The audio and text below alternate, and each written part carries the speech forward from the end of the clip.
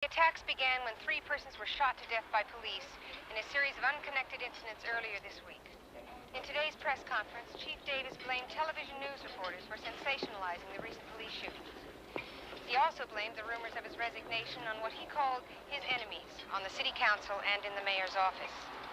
During the 30-minute press conference, Chief Nelson shouted his angry answers at reporters and pounded the podium for emphasis. Persistent rumors that he would step down from his job related to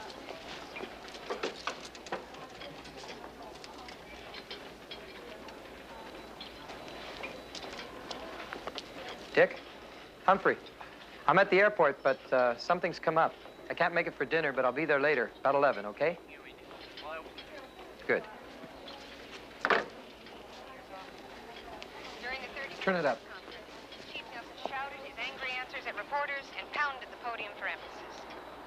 His attacks on the city council and the mayor's office is the newest outburst in the longest simmering political feud in this city. This is Carolyn Coates. Now back to News Center 6. Turn it off. How long does it take to get to Channel 6? Why don't you ask the cab driver, buddy? Absolutely brilliant suggestion. Carolyn Coates, please. You could tell her it's a matter of life or death. My card.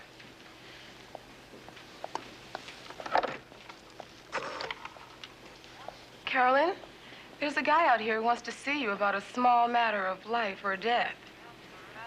No, I don't think he's one of those. His card says he's Dr. Humphrey Baxter from Johns Hopkins University. Right. She'll be out in a moment. Thank you. Oh, may I have my card back? Thank you.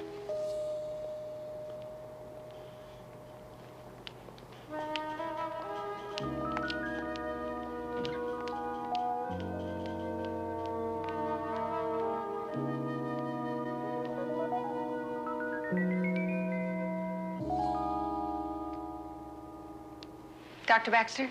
Yes. I've been told I have a very abrupt manner, even peremptory. I find it saves a great deal of time. I see. I never saw you before an hour ago at the airport on television. I came straight here. I don't think I want to ask why. Why? It's really quite simple. We're going to get married. You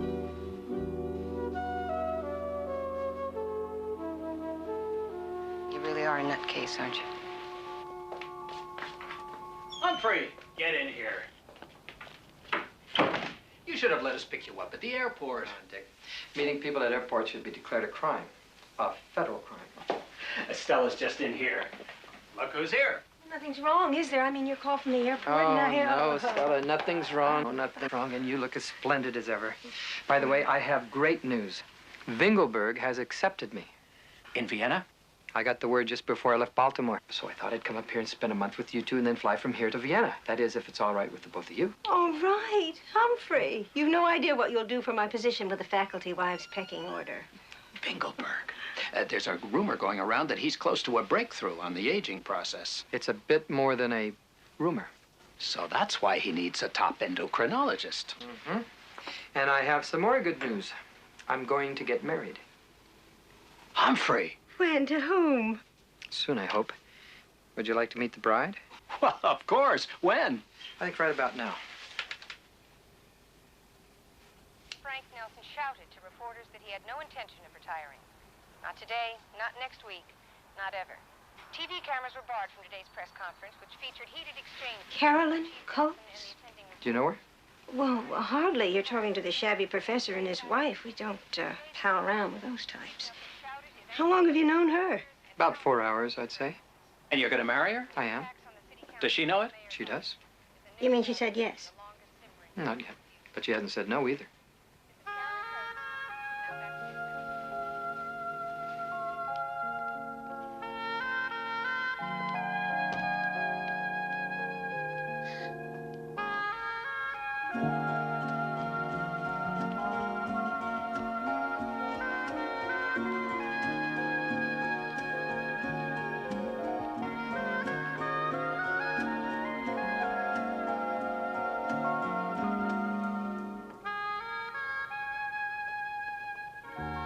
There are 28 balloons. They symbolize the number of days we have left before we leave for Vienna. Vienna. Which I'm sure you'll love. Will remain there for 1 year while I work with Vingelberg, Finkelberg. a noted scientist. Today, my courtship officially begins. Shall we start with lunch? Do I have a choice? Almost none.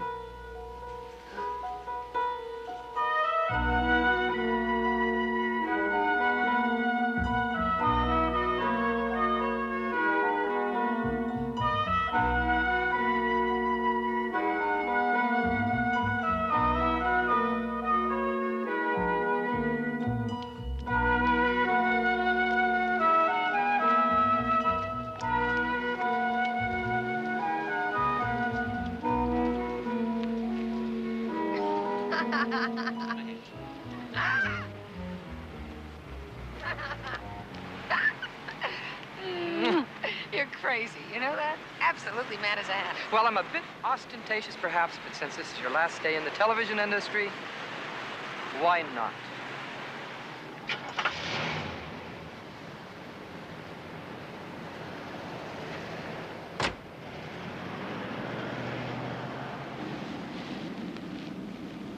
I told them today that I was quitting to get married.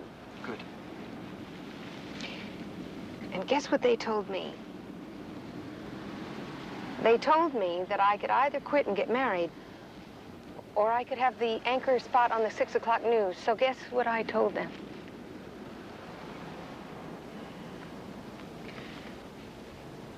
You would have liked Vienna, I think. I'm sure you would have. Oh, Humphrey, it's only for 1 year. And you can fly back and see me at least once or twice. We can write, we could phone each other. We'll still be engaged. Telephone, yes. Right, of course, but fly back, never. Dr. Vingelberg would never stand for that. He's too close to that breakthrough. On his aging process, honey. He's right, and he always is. I won't get out of that laboratory unless they burn it down. You won't change your mind?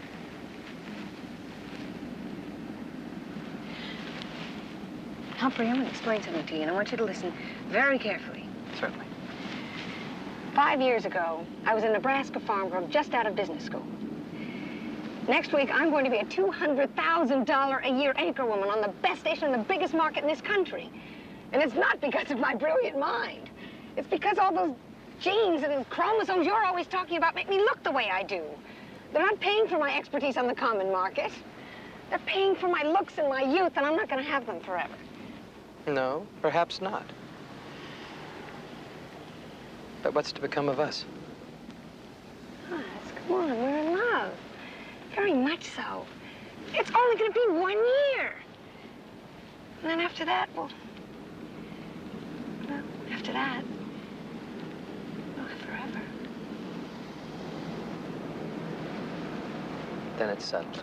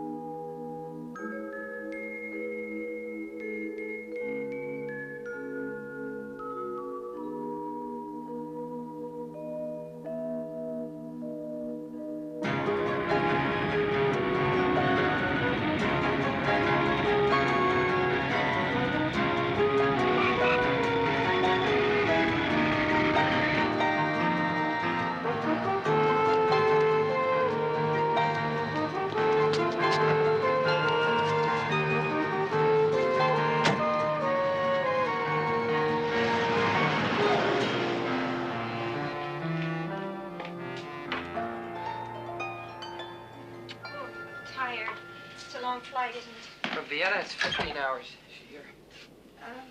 Dick's in the study.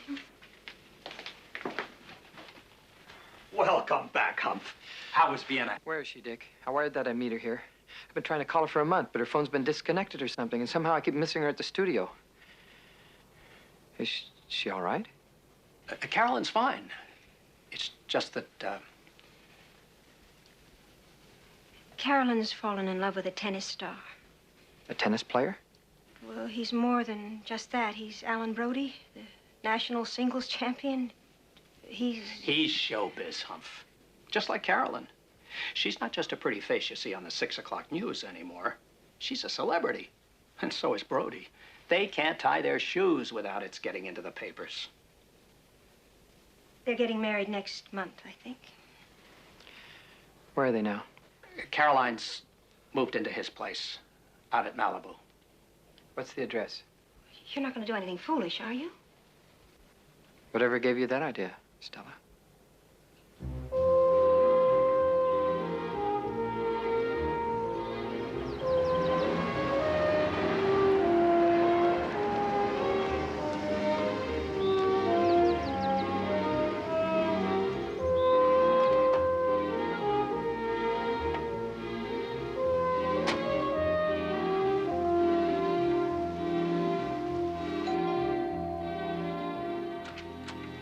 Carolyn Coates, please. I'm Humphrey Baxter.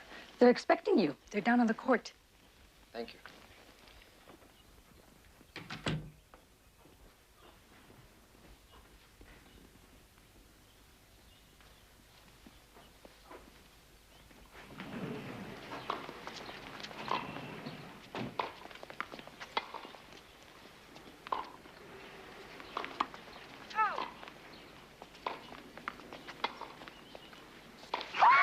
Hey, watch Sorry. it. Yeah, save those for the game. Yeah. Not bad. Humphrey.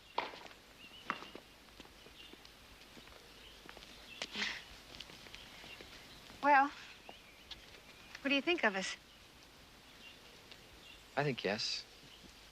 I think you're both very charming, and I hope we'll all be friends. There, you see, darling, what did I tell you? Humphrey's the most sensible man I've ever known. She's told me a great deal about you, Doctor. All of it flattering. Humphrey, please. Or Humph. That's what all my friends call me. Come on, let's practice. He's teaching me. You know, I picked up a newspaper the other day, and there was a story in it about you and a Dr. Vingle something. Vingelberg. Yeah, Vingelberg. It was a pretty complicated story, but the gist of it seemed to be that the two of you had made some kind of breakthrough, discovered the fountain of youth or something. Nice one. No, nothing so fantastic. But it's made you famous, Humphrey. Not as famous as the two of you. You both have youth and fame. It's a heady mixture. Yeah, well, I don't know about the youth. I've got a match next week with a 17-year-old kid who'll probably wipe up the court with me. But then, who wants to be young forever? I do. Me. Really? Yes. Well, those newspaper stories weren't entirely accurate. For one thing, they didn't give Vingelberg enough credit. But we did make a breakthrough, a very complicated and expensive one. In fact, I brought you an example of it as a present.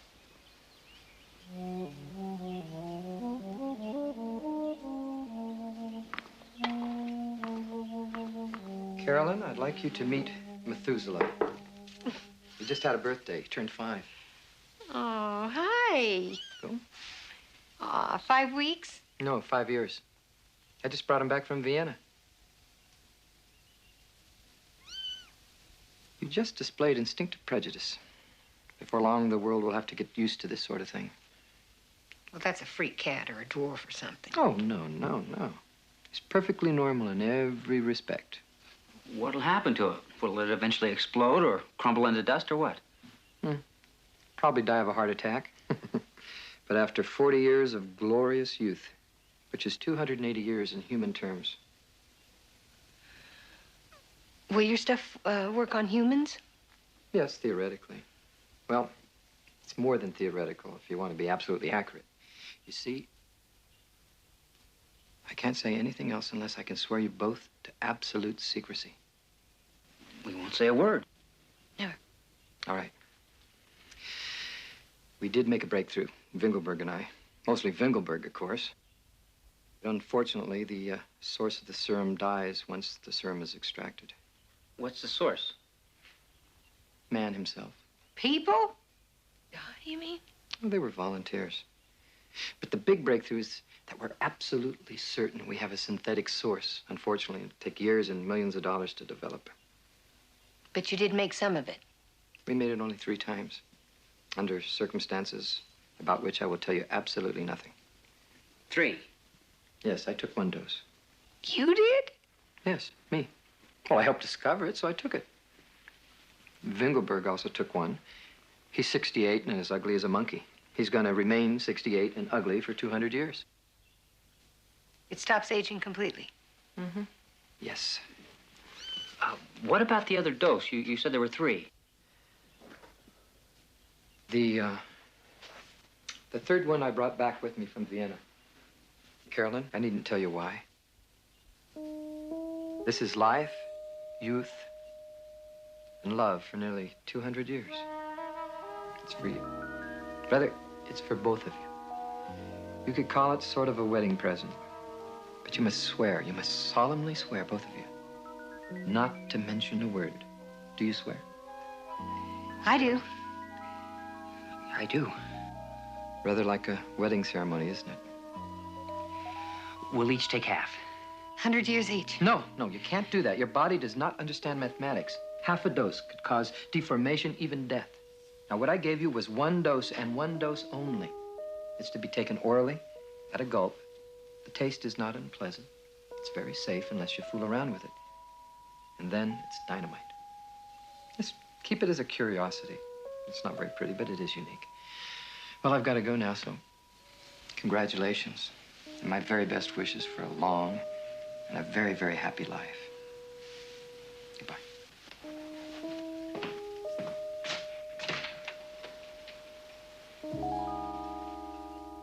I want you to take this right now, right away. No, darling, I want you to take it. It's for you. Please.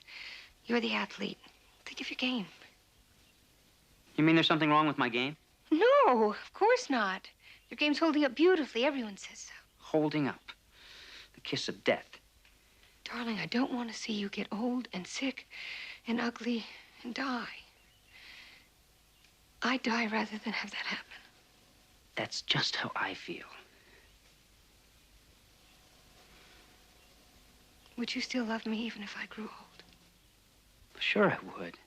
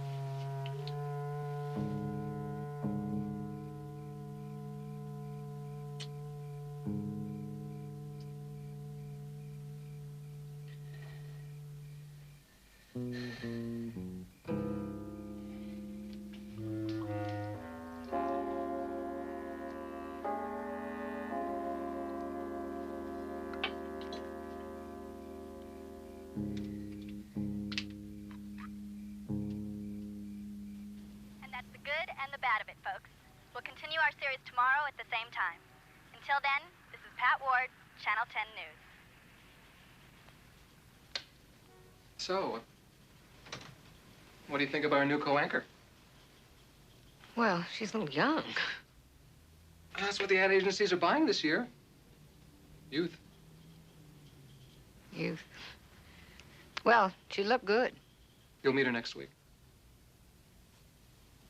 Listen, by the way, could you go to see Jan in makeup?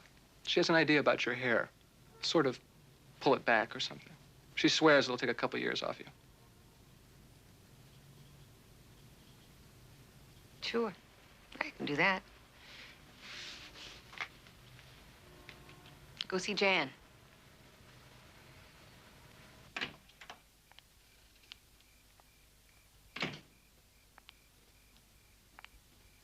Darling!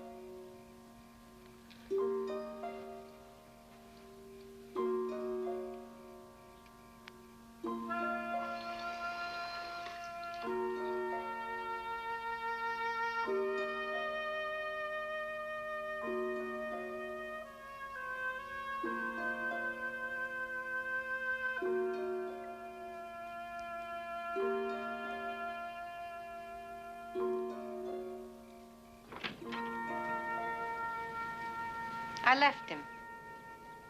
The tennis player. Yes. Well, these things happen. Come in. It's all your fault, Humphrey. Yes, I would imagine. Sit down. It's that stuff you gave us, that stupid serum. I suppose that means that you drank it. Yes, I drank it. Behind his back. What did he say when you told him? I didn't tell him. How do you tell somebody that he's going to grow old while you're staying young? I just drank it. And then I filled the thing up with water and I threw a little quinine in it. Why the quinine? Well, to give it that bitter taste that it has. I see. Go on. Well, then I started watching him. Watching him grow old, I guess. And then I started noticing things, you know? Like what? I don't know, just stuff I didn't like about him. And then I suddenly just stopped loving him. If, in fact, I ever did. It's very difficult being immortal. There's only 3 of us. You, me, and old Wingelberg. Just us 3 in all the world. I let you down, Humphrey. Yes, perhaps. But we could try again, can't we?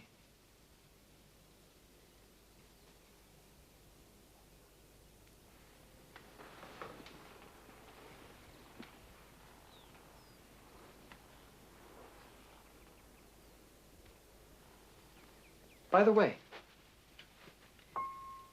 you're quite sure it tasted bitter?